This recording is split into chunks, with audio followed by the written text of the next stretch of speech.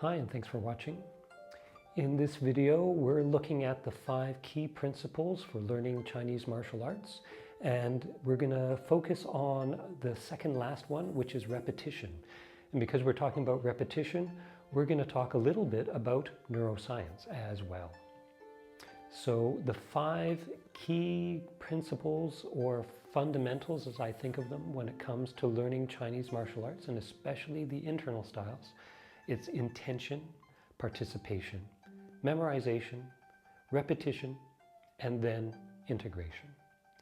So repetition is this process of taking the things that we've memorized and held in our head and then getting them into the body, into the muscle memory.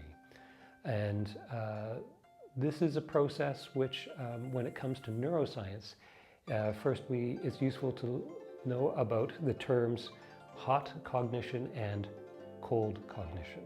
Cold cognition is our logical mind, it's our conscious mind.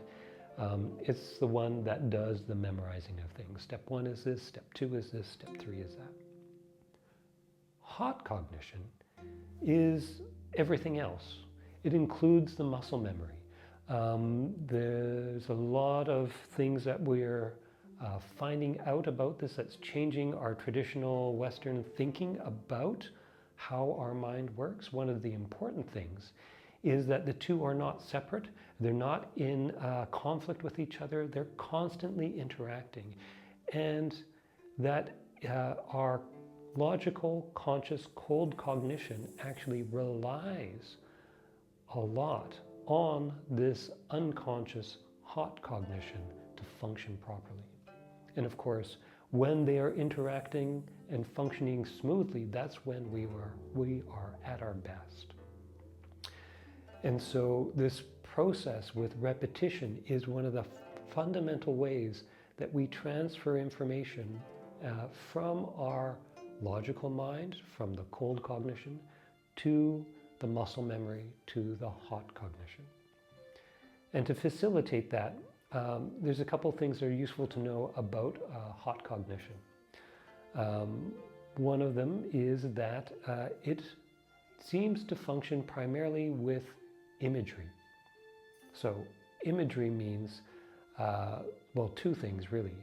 One is that if you go over the movements in your mind, if you can picture yourself going through the Bagua routine, the first change, second change, eighth change, so on and so forth, that builds the imagery that is useful for your unconscious mind, for your muscle memory to integrate this information.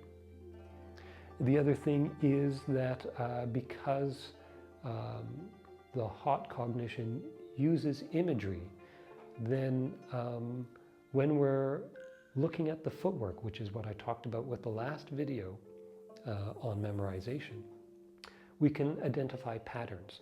See, there's a movement where you're turning 180 degrees. If you look at the footwork, it's quite often that the footwork will create an arc. That shape of the arc is something that you can use as an image that helps connect that shape to the movement and to the sequence that you're doing. Another example of this is with, say, sword techniques. When you find the line of the movement and you extend it with the sword, then you're creating this plane, right? This surface that the blade is traveling along. Being able to visualize that plane of movement is also crucial for transferring this information that you hold in your conscious mind. First, the hand starts over here.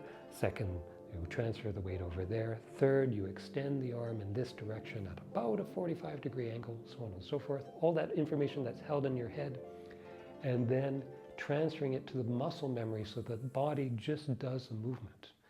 When that happens, then that frees up the mind to be able to observe what's going on, identify corrections, and further your understanding of the practice that you're engaged in. And so this really is the true value of the repetition. True value of the repetition is that it starts this process of integration. which of course will be the topic of the next video. But the last thing I wanted to mention is when to have an exception from doing the repetition. Because in the end, the end lesson is very simple. You go through the routine and you repeat the routine. You go through the move and you repeat the move. You repeat it more and repeat it more. And this is what helps fine-tune and transfer your understanding of the movement and integrate the cold cognition and the hot cognition. So they're working well together. But the exception to this, when do you not do the repetition? It comes back to what I was saying with the video on participation, is when you have an injury. When you're doing a move and your muscles are starting to fatigue and you run the risk of creating an injury. Those are the two situations where not doing the repetition is probably a wise move. So I hope this information is helpful for you. Keep training, keep practicing, and take care.